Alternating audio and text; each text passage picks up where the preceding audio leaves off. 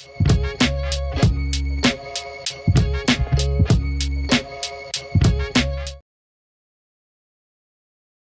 ఇప్పుడు పిఆర్పి గురించి తెలియని వాళ్ళు ఎవ్వరూ లేరు. ప్రతి ఒక్కరు ఎవరికైతే నొప్పులు ఉన్నాయో, నొప్పులు లేని వాళ్ళు, కొంతమంది అసలు పిఆర్పి ఎప్పుడు చేయించుకోవాలి, నొప్పి లేకుండా కూడాను వయసు అయిపోతుంటే పిఆర్పి చేసుకోవచ్చా, అంతటి అత్యధికమైనటువంటి ఇన్ఫర్మేషన్ ప్రతి ఒక్కరికి తెలుస్తుంది. చిన్న చిన్న పల్లెటూర్లలో కూడాను మన రైతు సోదరులు ఉంటారు, వాళ్ళకి తెలుస్తున్నాయి. ఎవరెవరైతే నొప్పులతో బాధపడుతున్నారో, నొప్పులు లేని వాళ్ళకి, ప్రతి సామాన్య మానవునికి కూడాను పిఆర్పి గురించి క్లియర్ కట్గా ఒక ఐడియా వచ్చింది.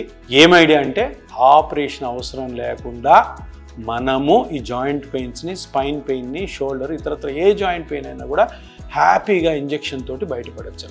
కానీ ఈ మధ్య కాలంలో దీని గురించి అవగాహన లేని కొందరు డాక్టర్లు పిఆర్పి చేయడం మొదలు పెడుతున్నారు.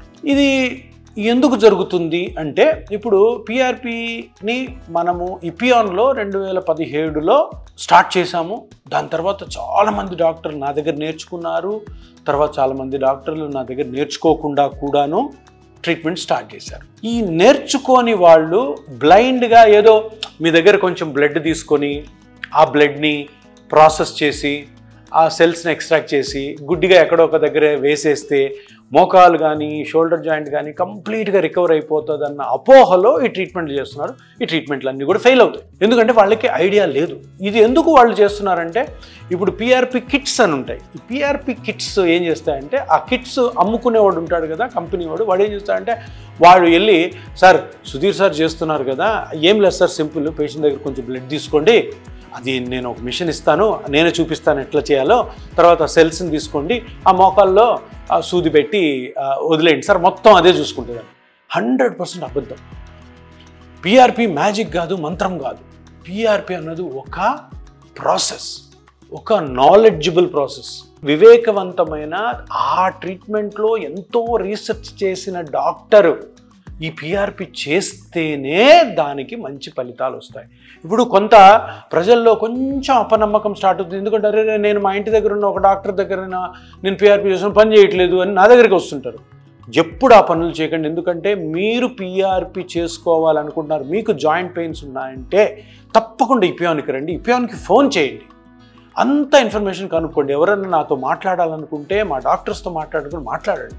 మీరు పిఆర్పి చేసుకోవాల్సినప్పుడు కొన్ని జాగ్రత్తలు తీసుకోవాలి. కొంత సెలక్షన్ క్రైటీరియా ఉంటుంది, అది చెప్తాను వినండి. ఒక్కటి, ఫస్ట్ పిఆర్పి తీసుకోవాలనుకుంటే మీరు ఆపరేషన్ వద్దు అనుకొని తప్పకుండా ఆ పిఆర్పి డాక్టరు చాలా ఎక్స్పీరియన్స్ ఉన్న డాక్టర్ ఉండాలి. ఒక 10,000 కంటే ఎక్కువ మోకాలు చికిత్సలు కానీ, ఇతర షోల్డర్ పెయిన్స్ కానీ, ఇతర జాయింట్ పెయిన్స్కి పిఆర్పితో ట్రీట్మెంట్ చేసిన డాక్టర్ ఉండాలి. అదర్వైజ్ మీరు చేసుకోవద్దు. ఈ మధ్యనే స్టార్ట్ చేసి ఉంటాడు డాక్టర్, చేసుకోవద్దు. ఇంకొకటి, పిఆర్పి చేస్తున్న హాస్పిటల్లో ఆపరేషన్లు జరగకూడదు.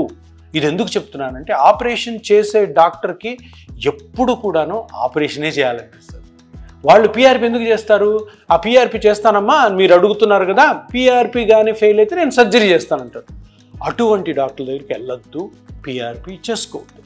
ఇంకపోతే పిఆర్పి ఎవరి దగ్గర చేసుకోవాలి? ఏ డాక్టర్ అయితే మీకు నేను పిఆర్పితో మీ మోకాల్ని సెట్ చేస్తాను, మీ షోల్డర్ని సెట్ చేస్తాను, మీ హిప్ జాయింట్ని సెట్ చేస్తాను, తర్వాత మిమ్మల్ని ఎప్పుడు కూడా ఆపరేషన్కి పంపించను అని మీకు మాట ఇచ్చిన డాక్టర్తోనే చేయించుకోండి.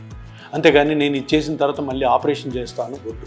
కొంతమంది డాక్టర్లు ఆపరేషనే శరణ్యం, దీనికి ఆపరేషన్ తప్ప వేరే మార్గమే లేదు అన్న డాక్టర్స్ దగ్గరికి మీరు వెళ్ళొద్దు. వాళ్ళ మాటలు నమ్మాల్సిన అవసరం లేదు.